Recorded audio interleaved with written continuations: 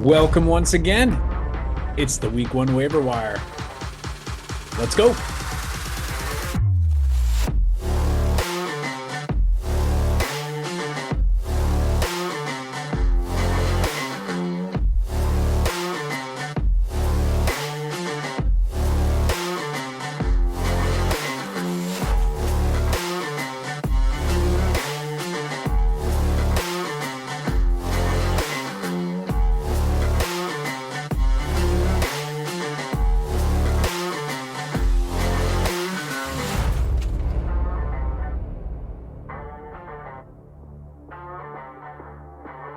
All right, so if we are going to talk about waiver wire, maybe it would be fitting to first cover a good portion of the injuries. And I say a good portion because we're going to list a bunch of names, sadly. I give a chuckle there out of disbelief, but it is professional football.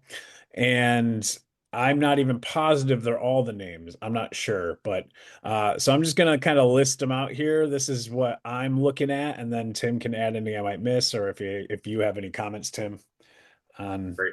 any of them. So we have George Kittle. He is one of the most significant injuries this week, from what I saw. He may be out for a while. He has a hamstring injury. Then we have Evan Ingram, Xavier Worthy. He's another one, dislocated shoulder. He might be another bigger one. Brock Bowers, Brock Purdy, Drake London, Green Bay. Oof, what are we doing? Jaden Reed, Matthew Golden, Dontavian Wicks. So that's the list that I've got in front of me, but there may even be more. Couple things on those injuries. The first one being Kittle. The original thing that they're thinking is 4 to 6 week recovery, Boom. which probably means an IR stint. Womp, Um, womp. Yep. yeah, so if you're a Kittle owner, and more than likely most Kittle owners, even probably in a 12 team, are maybe not really backing him up unless they're saying, "Hey, like I kind of know Kittle has a penchant for injury." Um, I think the only other one that requires us to consider future movement for players is probably the Worthy injury, being that that's also a shoulder injury. Um, Initial diagnosis was probably a separated shoulder, which uh, that usually does not get better. Like it will improve, but it will not be I twist my ankle. It's more like if it were something like an ankle, it'd be the high ankle sprain, right? The one that lingers. So Ew. Yeah. dislocated, separated shoulder. I've gone through that, not comfortable for a number of weeks after, especially if you are trying to continuously move it and keep it kind of getting the blood out of it, I think is the big thing. So those are the two big injuries that for me, I'm going, these guys are probably going to go on the IR, just especially with those teams and how important they are to those teams. You're not going to rush either one of them back. Um, on the flip side, thinking about the injuries out in Green Bay, those wide receivers, they were all tagged with questionable or limited practice prior to week one. Yeah. So aside from Matthew Golden now being added to that list, um, I'm not highly concerned about anything there because at the same point in that offense, I'm not really sure who I love yet. Okay. Yeah, and that makes a lot of sense. We're still feeling that out, right? And these little dings and nicks in them don't really help us figuring that out. So we're still flying by the seat of our pants on what to do in Green Bay. So Worthy's gonna miss some time. I will say that he's got to build up some strength in that shoulder again and recover from the dislocation. But you never know. Tim, you made the estimation he could end up, excuse me, on IR. These guys are professional athletes, like who knows? But it's better safe with that. And It with that, also depends on, sorry to interrupt, but it also you're depends on fine. the injury itself, right? A shoulder injury for a receiver, where if you're trying to get a ball and you're not getting it in stride, what do you have to do for it? You got to You dive get- for it, right? And where Yeah. you land it every single time, like I'll tell you, it's not comfortable. So that is the reason why I look at his injury specifically. Like if he had a twisted ankle or whatever, like okay, cool, like wrap that up. But this might not be a wrap it up type thing, even though they probably will put him in some sort of a shoulder brace. Um, we're just not sure yet. Yeah. And some people I do want to say we mentioned two that are like, oh, these are probably the most significant ones. I know some of the names are scary, right? You have Brock Bowers. That's a scary name to see come up on the injury report week one. But he sounds pretty confident that he was pulled, as a cautionary thing just to make sure that he didn't do anything more to it and mess it up.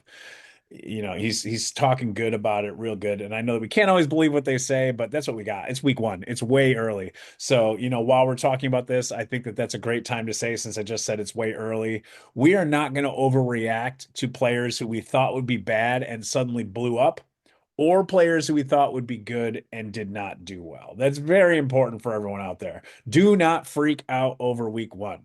This is a kind of an assessment week for us, right? We look at it, we see how it shakes out, we see how our roster did, and then we balance it all against the strength of schedule, what we expect these offenses to look like. For instance, if you have a guy, and I can't name one off the top of my head, but if you have a guy who got a bunch of targets and maybe he didn't do great work with those targets or something like that, that's a good sign. It means that he's going to get the targets and he's going to be used in the offense. So if you've drafted him thinking that, don't freak out, right? Just an example. There's lots of ways that that could happen.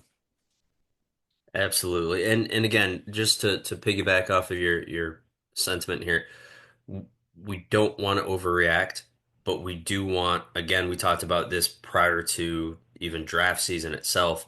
We want to be prepared, Yes, right? And proactivity is not sometimes, reactivity. Yes, we can be yeah. proactive. Yeah. Sorry, go ahead. So So thinking about the only ways to improve the quality of your team after you draft, especially when you start considering these are human beings and there are going to be injuries and people are going to miss time. That's the nature of the game. There's only two ways to make your team better, right? And one is the waiver wire. And fortunately, regardless of how large most of our leagues are, you're always going to have, especially in week one, options. So let's get into some of these options, Rick. I really think that there were some high surprise performers, specifically at the quarterback position. I know that every year we talk about the importance of dual threat quarterbacks, and some of these guys have insane ceilings. Josh Allen, Lamar Jackson, we just saw last night. Both of them put on a show when it comes to the fantasy world. I mean, you got to love both of these guys. You can't just sit there and just hate on either one, even if you're a fan of one of them. But there are also a couple quarterbacks that might be sitting out there on your waiver wire right now that they showed out as well. And it's worth noting that these are guys that, again, even if they sit as your quarterback too, it's better to go get them now and have them than to go, no, I'm going to avoid this and I'm going to continue to stream because I don't want to drop the guy I drafted as my fifth wide receiver or my fourth running back. You might run into problems. Yeah, you're going Um, to have to make the roster you drafted is not the roster you end with. You're going to have to make some sacrifices, so you might as well get used to it now. Just Positional scarcity is a yeah. big thing in quarterback and tight end. These are two areas, and I think we need to attack both of them with different reasons, right? With tight end right now, it's because of injuries to a lot of these stud tight ends, guys that we're counting on to set in our roster. And then at the quarterback position, maybe it's not because of injury, because I mean, aside from Purdy, there isn't really a whole lot going on and needing to replace for the same reason as tight end. But again, give you a couple names, and Rick, I want you to kind of tell me some of your thoughts about each of these quarterbacks as we kind of get into them. The first one being Justin Herbert, who put on a show for week one. Man, I said on our X account, which, this is, I guess, where it all ties in, right? I said, is Justin Herbert sick of your mouth, or is Justin Herbert sick of your mouth? Man, did he come out and prove that he has been disrespected? We have been disrespecting that man by not talking about him where we should be talking about him, which is on par with his performance in that game. That is where he belongs in the quarterback conversation. First of all, that slide that he did in that game, if you watch the game, you know what slide I'm talking about. That was like oozing with vibes. Like that was Confidence. all Riz right there for the kids. All Riz on that slide. Anyways, so Justin Herbert, 318 yards, three touchdowns, and 32 rushing yards. This is a guy who will get it done on the ground when he needs to. He's not necessarily going to put up the numbers like Josh Allen or Lamar Jackson, as we mentioned before. And that game, again, was just dizzying. The game last night, it was so phenomenal. But Justin Herbert, he will run and he's effective at it. So you have to count him in that territory. And I think that one of the things that knocked Justin Herbert down a peg was everyone, including me, I'll take my L's if they're there. Everyone was like, this is a rush first offense. They have two good backs, one that is a rookie up and comer who is an awesome running back, and one who is a consistent tank and has not missed a game in 4 years, which is incredibly hard for a running back, by the way. And they're now saying that, or Harbaugh said that he was on a snap count. He was on a 12 count snap, so that could change up. But the fact of the matter is, throwing the ball worked. So I don't see the Chargers not throwing the ball like we thought. I mean, we thought it would be, I mean, obviously not throwing the ball. Even the worst throwing offense, as said, I believe it was Pat Fitzmaurice said, even the worst throwing offense still throws for about 3,000 yards. Right. The worst throwing offense in the NFL. So someone's got to Yeah, throw I the think ball. when I'm looking at this Herbert thing, I'm very proud of the coaching staff because there's a Yeah. reason why we haven't gone after Justin Herbert the last few years because when he first came out, he did light the world on fire for a season or two. Yep. And then again, you have organizational change, you have coaching change, you have a lot of other stuff going on, and obviously with Roman and Harbaugh at the helm, especially last year, and mostly out of probably need. I mean, Herbert's been banged up the last few years, and enough to keep him from doing the running that we saw early in his career. And maybe this is kind of a change in philosophy. Uh, it will be good for many players if that's the case. But Justin Herbert, definitely a guy to look at. Another one, really surprising, Daniel Jones out Incredibly in surprising Indianapolis. that we're talking Um, about him. Go ahead, tell me a little bit. What did you think about Daniel I Jones mean, this I, year? I still feel a little bit of the ick, including him, just because I'm like, you know, Herbert, I could see him doing this every week. I could see him throwing 303 touchdowns, several weeks. Daniel Jones, could I see him getting three total touchdowns several weeks? Yeah, maybe, but something in my heart just Less of a probability. yeah, yeah, more like Danny Nichols than Danny Dimes to me. I don't know. Like, it's a little more up and down, but he's another guy who, if you need a quarterback, right? Because some of you maybe didn't draft a quarterback until like round 10, 11, right? And you might be like sitting there like, well, I like having Dak on my roster. I think he's going to have a good season, but I might want to back him up, right? I might want to have someone behind him just so I have another option just in case. Now, if you have a stud, you're not backing up your quarterback. I beat the boards with that. I say it every time. If you have a stud, do not back up a stud like Josh Allen. Just roll it, save your roster spot. But if you have a guy who's one of those lower end, Daniel Jones can be one who steps in. Or if you're in a super flex, Daniel Jones might not even be there. But if he is, and you're in a super flex, I'll take three touchdowns and 272 yards all day. Yeah, and we've talked before in other positions in the past. You sit there and say, at the running back position, we talked about Chase Brown, you and I yesterday, and I said, hey, Yes. look at these stats with Chase Brown. He had like 20 carries and like less than 50 yards, and you said what? I I don't. don't care because he also caught how many passes and he ended up with how many points. So I make that to say with Daniel Jones, it's the same. It's the same philosophy, right? It might not look pretty, and yeah, maybe you're not going to be getting all of the rushing, right, on a weekly basis. But I look at it and say Daniel Jones has been a starting quarterback in this league. Some of these guys, and you see it with guys like Sam Darnold now. He's been in two different teams. We said the same thing about him with the Jets, right? Trash, not good, not productive. Change of scenery. Daniel Jones came in. He earned a lot of what he's getting right now. I don't know. I want to believe in the upside of giving the Indianapolis Colts offense and fantasy production kind of a boost, right? And that's got to come through the quarterback. He moved the ball, right? He moved the ball. That's what Thank you. you need to do. Last quarterback on our list for week one waivers. Um, I mean, the guy's a Hall of Famer, but he also has been real weird the last few years. So welcome back to fantasy relevance, maybe Aaron Rodgers. Yeah, look at that. I liked him in this offense. Obviously we watch a lot of football because we do this. So one of the reasons that we put all this together is because some of you may not have watched all the games like we did, or clips of all the games like we did. And I got to watch all these guys a little bit, and he looked good in that offense. He looked like he understood it. He looked like it was good for him. He looked comfortable. and he was slinging it. Now, slinging it to the tune of only 244 yards, but four touchdowns, and touchdowns are money.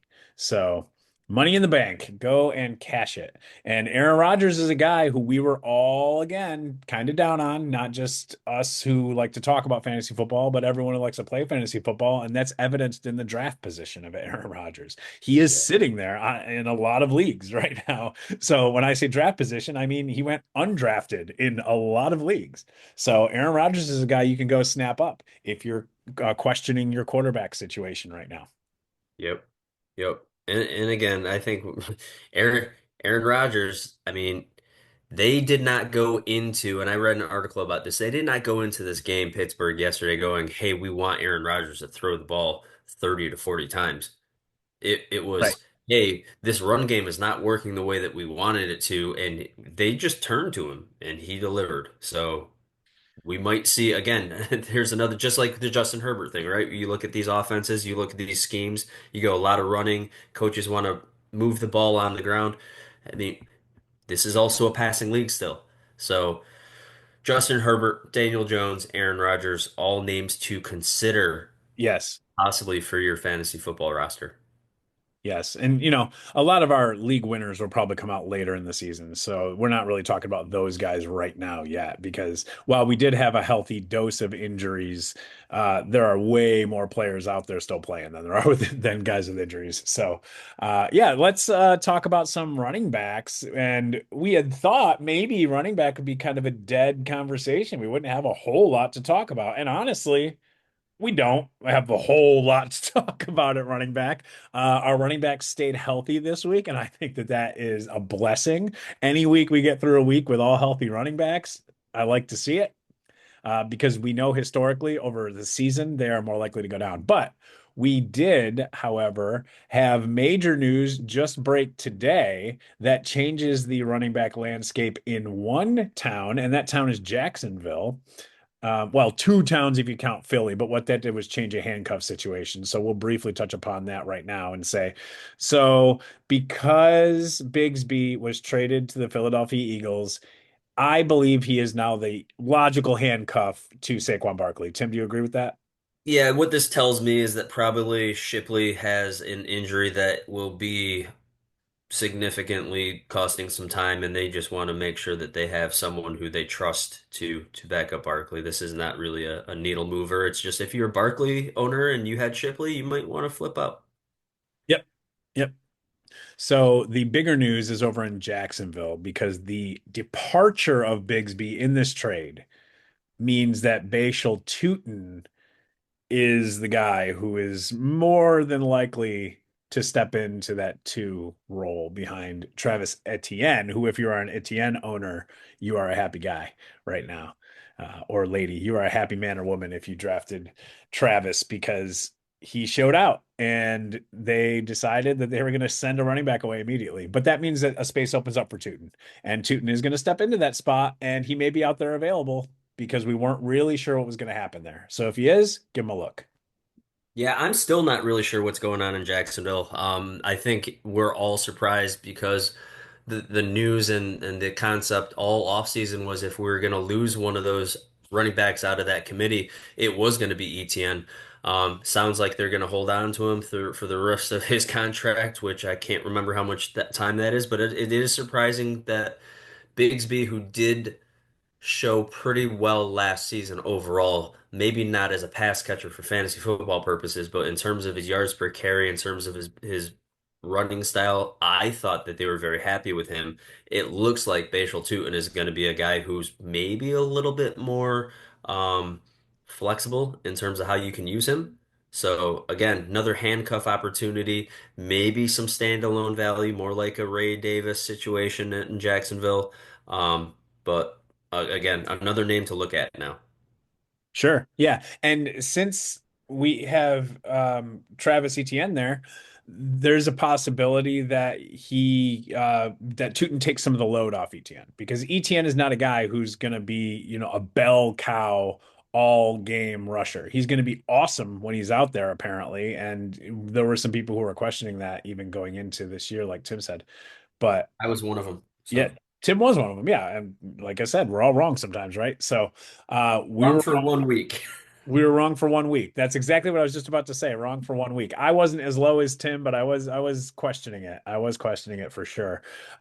So at least for 1 week we're wrong. And that's kind of what we say about not overreacting to anything, right? Like Javonte Williams. Okay, if you have Javonte Williams on your bench, we totally understand. If you started him for fun, we totally understand. Either way, awesome, right? He got 20 points, that's great, but the way he got those 20 points, we have to question it. And so we can't take too much out of that and say, "Oh my gosh, he just suddenly became a league winner and he's going to do this every week."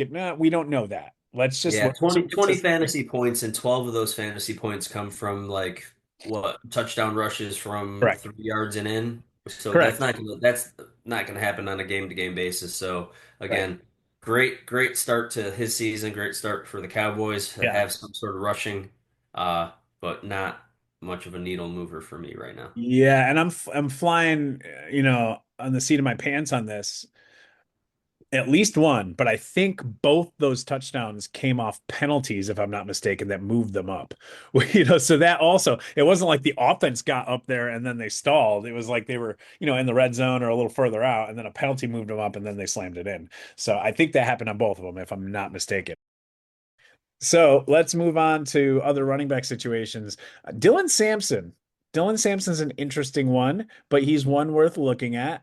It's He's the only one for me that I go, I'm actually looking at trying to acquire him Yeah. right now. And the reason being, you know, uh, Jerome Ford did not have a whole lot going on yesterday. And we know that Quinshon Judkins is probably a mere 2 or 3 weeks away from probably taking whose role, probably Jerome Ford's role. And the reason why I find Sampson appealing is because not necessarily his work as a rusher, but he had 6 catches. That's a lot at the running back position. I think that's eight. Let me cross check that. Let me reference that here. But I think that Dylan Sampson had eight catches on eight targets. Ooh, I might have read that wrong. Yep, eight targets, eight receptions. So Tim's Even not, better. yeah, so Tim's not wrong. We just added to the stat, right? Eight targets, eight receptions, 64 yards. That's a great line. If he's going to be the pass catching running back in Cleveland, where they may have to do some checkdowns, folks, then that's a guy I'm looking at. There Yeah, was a guy. Quinshon Judkins, sorry to interrupt. No, you're Quinshon good. Judkins, I mean, he could be a three down back. He could come in and just be the guy, but that's not, even if he's that talented, that's not going to happen by design for the first few weeks that he's back. They're not going to be able, with the amount of time that he's missed from training camp to preseason, not getting that contract, dealing with the legal issues. He's talented, but he's not ready to take on an every down role.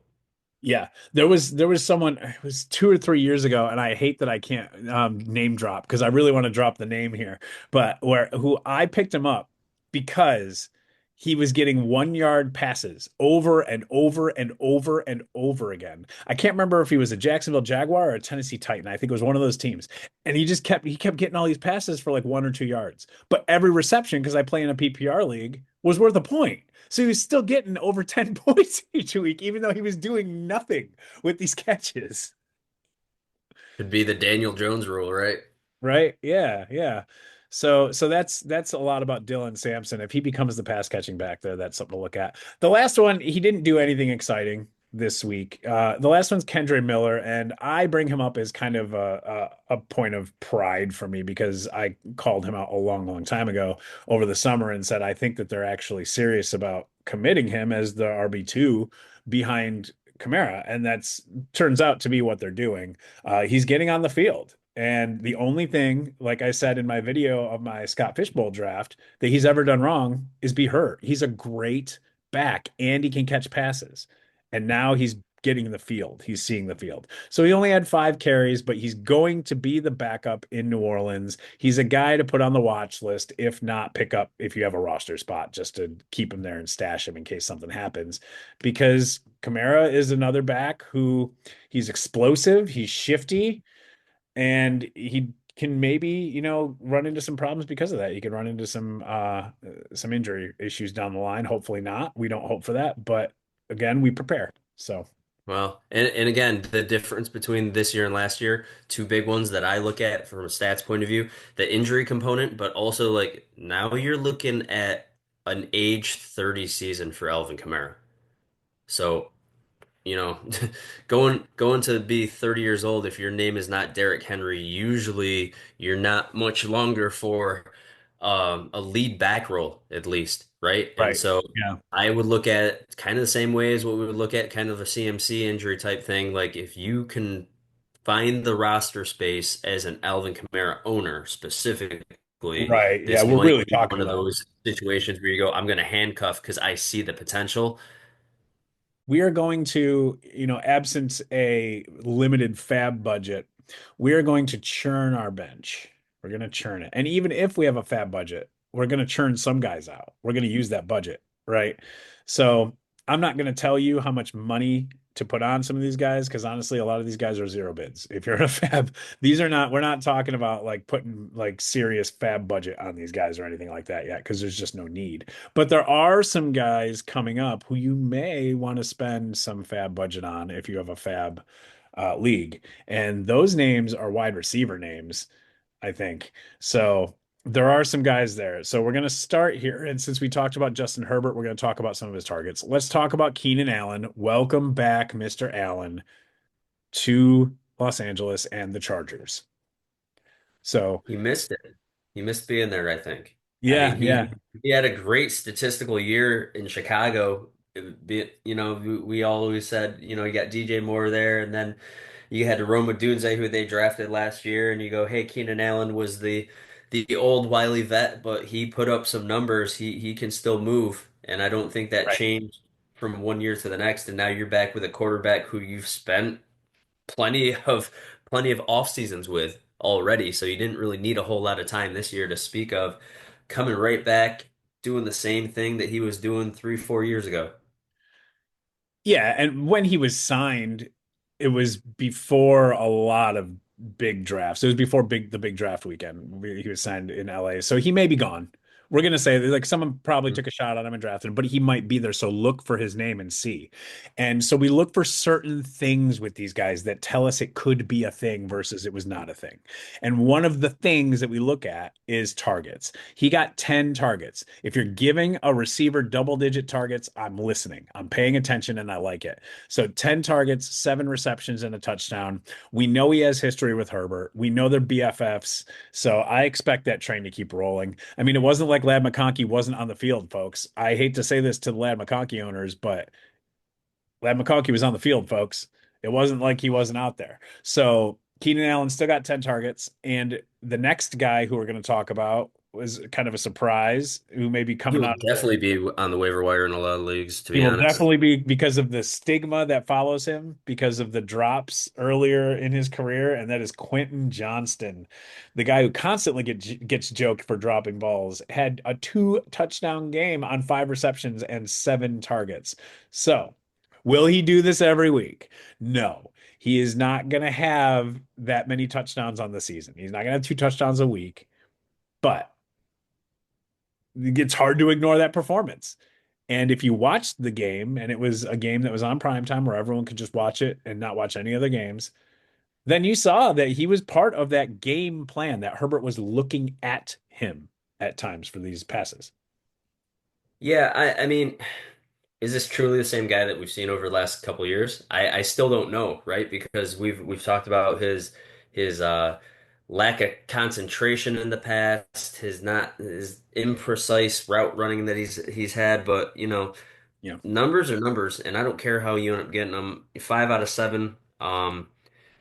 He's probably going to be the big play threat, right? And I find it funny saying this because we started this by talking about don't overreact to things, right? Yeah.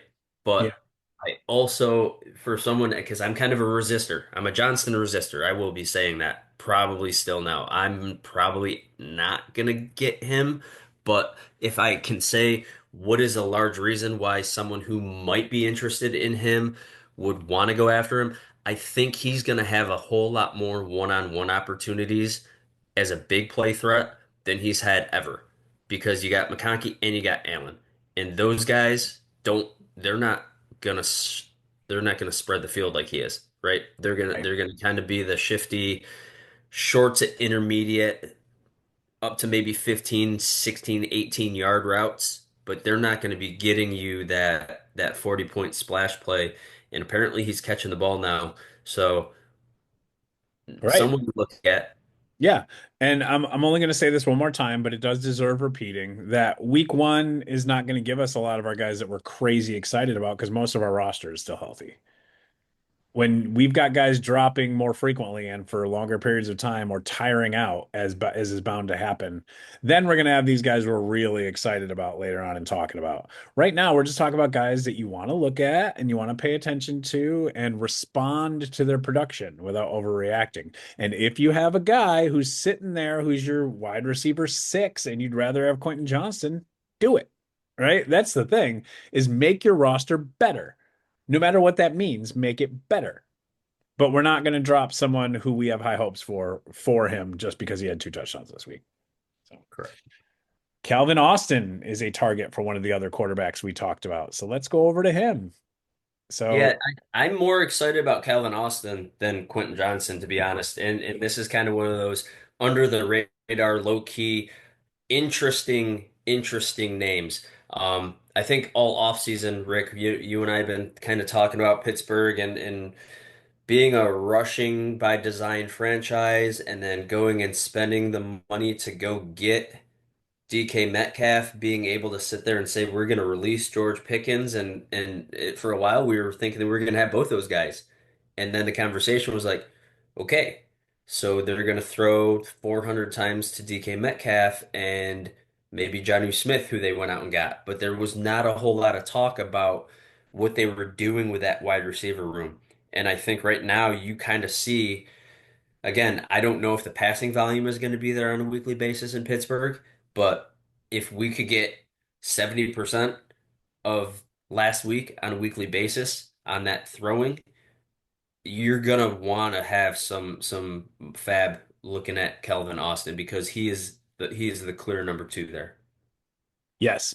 And at least in ESPN leagues, he is 2.3% rostered. So he's probably out there somewhere for some of y'all. A lot of these leagues mirror each other in terms of availability and size within, a couple percentage points. So he is one who is probably available and probably should not be after we saw he can get it done. Four receptions for 70 yards and a touchdown. That's a nice line. Six targets. We would like maybe one more. I like a nice baseline of seven for my receivers. Seven targets is a nice baseline, I think. But, six is good.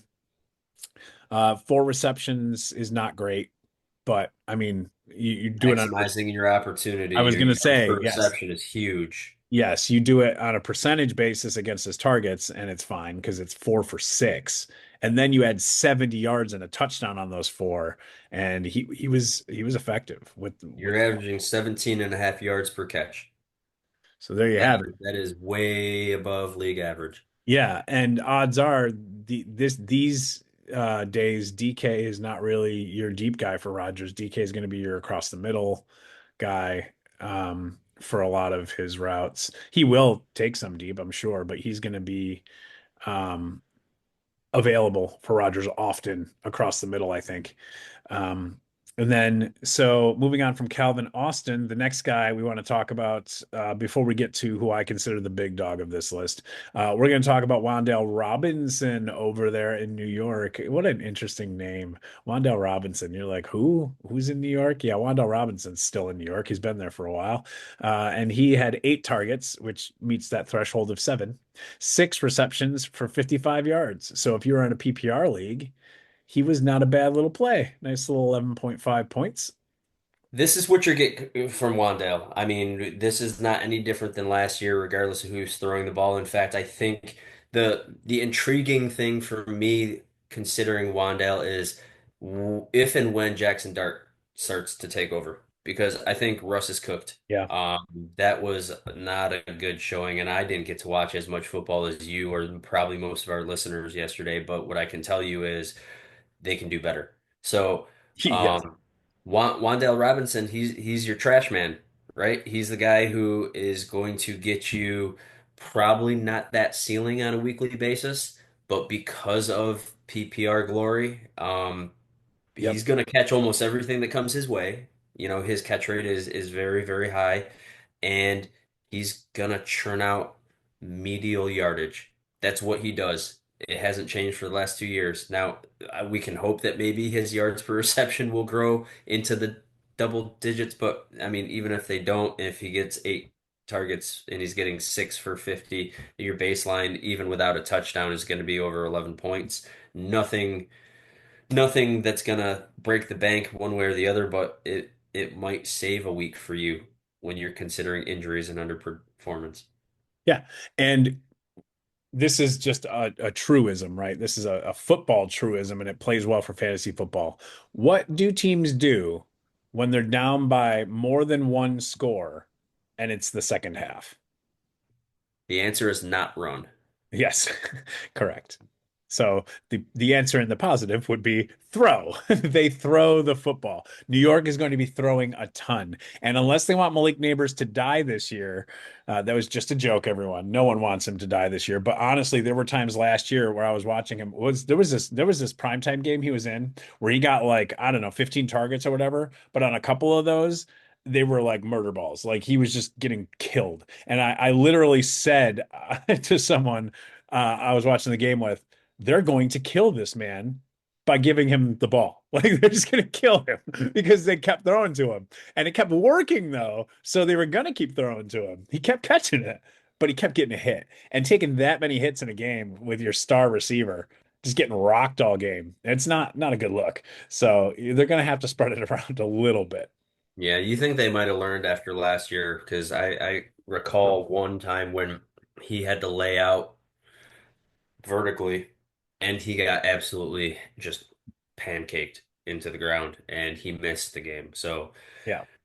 you got to take care of your stars. You got to take care of everybody, but specifically the Yeah. dude that you're counting on to give you all the stats. Yeah, and at the end of the day, he is their number one, so he's going to get his targets. But it would definitely help if they could get someone else involved, so he could, take some of that heat off of him. So, all right, let's move on here and let's go to tight ends. This is an interesting conversation too. So there are some interesting thoughts in this waiver wire round, and we're going to start with someone his QB did not make it on our list, and I'm just going to name him as an honorable mention because we didn't put him on our list. Michael Penix. You might want to go look at him, but we're not going to get too much into Michael Penix. We're going to talk about his tight end target that he has been pumping up all offseason, and everyone was like, "Is it going to happen? Is it really going to happen?" Well, we can't say that it was the blow up for Kyle Pitts. We can't say that it was going back to his rookie 1,000-yard season, but 8 targets for a tight end is good. We Yes. have a perennial mess at tight end for the last several years after a few names. So anyone who can sort that mess out is good. Pitts getting 8 targets helps us sort that mess out. He got 7 receptions on those 8 targets and 59 yards. I think it's only a matter of time before he adds a touchdown to that. What do you think? Yeah, I for this list, for me to be clear, I'm lukewarm on Kyle Pitts Fair. because again, this is another thing where you go, hey, is it Kyle Pitts season? And we've been saying that for like 2, 3 seasons. So I'm not sure if this was a situation where the matchup was good for Pitts, and you got to also consider that Darnell Mooney was not in the game. Correct. Darnell Mooney, Yes. he was called out of the game, so he wasn't a participant. So when I think about those targets, if Mooney's in there, then that's not going to be something that's sustainable for Pitts, in my opinion. Um, but again, Mooney wasn't there. So if Mooney's not there for a couple games, strike while the iron's hot, specifically if you're looking and saying, hey, no one picked up Pitts for some reason, and I have one of these injuries that I am concerned about at the tight end position, this might be a good, perfect move because in the short term, I think Pitts is going to be pretty good. In the long term, I'm kind of a wait and see on him still. Yeah. Okay. So that's our Pitts conversation. Now let's move on to the Raiders situation with Bauer's injury that we already covered. Let's talk a little bit about what's going on there. So Michael Mayer's there, and he's a capable tight end, folks. As soon as he stepped in, 4 targets, 4 receptions, 38 yards. So yeah, he did your 4 for 30 or 4 for 40 that t tight ends, we joke about doing, but he was the second tight end until Bowers got injured. So it's not quite the same conversation if he's taking the Bowers role, if Bowers misses any time, if that's a big if, then we're seeing something. We're seeing something that we could play because he'll take over that role and do just fine in it. Not as well as Bowers. That's why Bowers is a starter, but he'll do fine. What I would actually say about Michael Mayer is that there is a possibility that Bowers owners may want to go out and get him for this week only because they play on Monday night and we're not sure yet if he's going to go or not. And he feels good, he feels confident, but it was still kind of like with a I think I'll be good. Right? He wasn't like, "Oh yeah, I'm definitely playing Monday night. We have an extra day. I'm good to go." It was like I think I'll be good to go kind of thing. So, I think the Bowers owners need to take a look at that and take it seriously. Yeah, anytime you have some sort of a knee related situation, by the looks of the replay, it's his left knee that he was heavily favoring, and that's the one that he actually had when he fell. That's where all that weight landed. So it could be something that kind of dissipates over the next couple days, or it could be something that, I know that they have a whole lot of medical technology that we're unaware of. So if it was something super serious, I'm sure that news would have come out, but it's enough for them to not want to say again that he's immediately good. It's very early in the week. Michael Mayer to me is kind of how you would look at Condre Miller at the running back position, right? If you got Right. Alvin Kamara and you want to make sure that you are covered for some sort of extent of time, with the hopes of not needing to use that player, then Mayer may be somebody you're looking at. Or if you also prefer to not have that same bench depth at other positions, you can also go after any of these guys that we've been talking about here at the position, Pitts, or the one that I'm really excited about, Jawan Johnson. Talk to me about him. Yes, Juwan Johnson. So I'm excited for him too because he was another guy drafted in the Scott Fish Bowl, and I got a couple of little like snickers and like, oh, what are you doing there? And it's like, well, first of all, Scott Fish Bowl is totally different scoring. So if you don't know Scott Fish Bowl, you can't comment on Scott Fish Bowl because you're not going to really understand why people are drafting the way they do in that.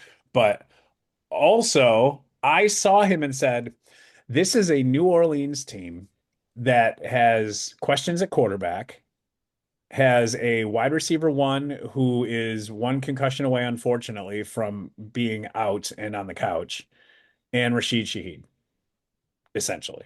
Right. That's what we're looking at for pass catch, unless you count Kamara. I mean, he's there obviously, and he catches passes, but we're gonna call him a running back because he is, right? And then I'm like, who's their tight end? It's Juwan Johnson. And I'm like, this is a good spot for Juwan Johnson.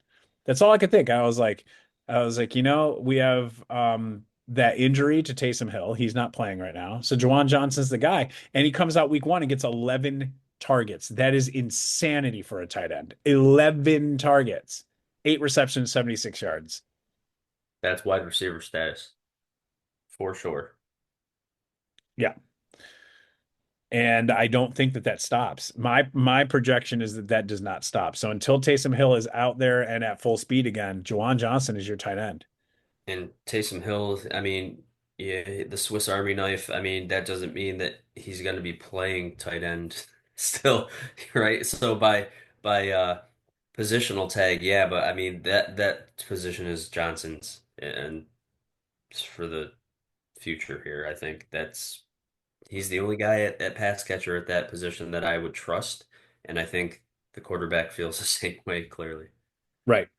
So we have another guy to talk about, and then I'm gonna pull an audible on Tim here. But first, let's talk about the guy we have left to talk about, and that is Harold Fannin in Cleveland. So that was a surprising one because we really expected Njoku to kind of be, well, I did. When I say we, I mean me and Tim, really. We knew Fannin was there. We're not ignorant of that fact, but we really thought Njoku was going to just be the guy there, and Fannin was just there as extra security, a tight end two type, right? Like a lot of teams are running two tight ends now. You have Buffalo, you have Pittsburgh, they're all doing it. But he ended up with 9 targets, which is a lot of targets for a tight end, 7 receptions and 63 yards. That can't be ignored. So we got to at least look at it and see if it sustains through next week. And if you have a roster spot and need a tight end, we got to think about it. Or if you're in tight end premium. Yeah, I mean, this is a guy that was drafted in the third round of this year's NFL draft, and last year, I mean, broke the football record for receiving yards, receptions, and receiving yards per game for a season. So it ended up with 1,555 receiving yards on 117 catches in a college football season, not a pro season. So you're talking about a guy who is very useful at the position. I think the big thing again, preseason, they were really hyping him up. They were really excited about him. It's not like it wasn't out there that they were happy with what they were getting. It's just Njoku, right? And you Right. go with this passing game, now thinking about what does this remind us of? It's almost like we're looking at this year's Baltimore situation, right? You got Mark Andrews. Yeah. I Everyone didn't goes, even think "Hey, about that. Mark Andrews has been the guy," and then all of a sudden, week one last year, Isaiah Likely comes up and he does essentially the same thing and gets like 25, 27 fantasy football points. The upside is clearly there, right? He's shown that in college. He's shown that so far in terms of professionalism. They have nothing but positive things to say about what he's been able to offer. It was just a huge, huge surprise to me as an Njoku owner, but I think to the fantasy world and maybe even to the Cleveland fan base, just how deeply involved he was in thinking about the target share. Target Yep. share was absurd. Yep. And Cleveland fans, you almost got that win. You didn't, and we're sad about it for you, but you almost got that win. Cincinnati Bengals fans, we're happy you got the win, but it wasn't unnecessarily a very pretty win for you. So we're happy for you for skating that one out and getting there. But man, you had to struggle. But week one, Cincinnati, we see this a lot. So, anyways, I'm going to pull a little bit of an audible and also pull a name out of a hat who may not be available unless you're in like a 10-team league. You might find him. And we don't talk about him a lot because he's just not a very sexy pick, and he never has been. And that's Dallas Goedert. He's going to be Mr. Consistent. If you need a floor at tight end, if you need a floor at tight end and he's out there, which he might not be, like I said, then he can give you a floor. He's not going to be explosive. Don't expect huge things. But this past week, 7 targets, 7 receptions, 44 yards, 7 receptions and 44 yards in a PPR league is 11.4 points. In a tight end premium, it's even more. He'll give you a safe floor. I don't love it, but he is who he is. I want to push back on that. Go ahead. I think for me, it's one of those situations where we go, hey, this is Philadelphia. Their MO is usually to run the ball and to stop the run, right? So I think volume wise, that yeah, he was the leading receiver. He was the leading target getter, and I'm wondering if that was like, hey, this is just Jalen Hurts doing some check down stuff. But I also know that your two leading receivers probably got less than him combined. And if I think about the law of averages, you're going to have really, really upset people on the sideline if that is the case, right? Although So that's true. AJ Brown getting one catch and really I think Skinny Batman only had like 4.5 fantasy points himself. Like that's not gonna be something that we have on a regular basis. And yeah, it'll come at the expense of the run game, but it'll also come at the expense of Goddard. That's fair. We'll have a little friendly competition here about Goddard. We'll see if he has a safe floor or if he plummets and ends up being, just nothing worth talking about. So the last thing that is also kind of an audible we didn't plan to talk about, but I want to because I was thinking, why not? We talked about injuries causing some issues and some guys you might want to look at. We're not going to focus on these guys, but I want to talk about the 49ers.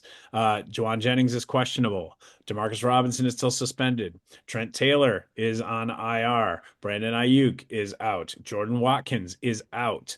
Jacob Cowing is on IR. Did you even know who that is? Now you do, because this is what their receiver room looks like right now. Sky Moore is healthy. Kendrick Bourne is healthy. Ricky Pearsall is healthy. Marquez Valdez Scantling is healthy. George Kittle is also out. Luke Farrell is healthy at tight end. Jake Tongs is healthy at tight end. So if you wanted to take a stab in that 49ers offense, someone's got to catch the ball kind of thing. Those are your names. Kendrick Bourne, Ricky Pearsall is obviously drafted. Sky Moore, Luke Farrell, Jake Tongs, but I wouldn't take any of their tight ends. No one's going to duplicate Kittle's work. They're going to just have to do something else. MVS is there if you want to take a shot on him. Like I said, someone's got to catch the ball. That's it. So Yeah, what the hell is in the water in San Francisco, right? Like yeah, this is not just this year, it's not been the issue. Like I don't know if this is yeah, just it's crazy to think about because the 49ers are just a couple years departed from being in the Super Bowl, right? And yeah. since that last Super Bowl appearance, they the problem is they don't stay healthy. Yeah. I don't have much left to say today, except this, and I wish I could give credit to the person who actually said it first, but someone on X, really wish I could give you credit. If for some, shot in the dark chance you end up listening to this, please let me know it was you. But I read someone said, I'm convinced that Christian McCaffrey is siphoning the health off the 49ers. I just can't prove it. Like that he's staying healthy because he's absorbing the health from the rest of the team like a witch or a He is wizard. a witch. That's pretty much what they're saying. Yeah. Or a So, warlock, I guess, since he's a man. Either yeah. way. Yeah. So, anyway, that's our waiver talk.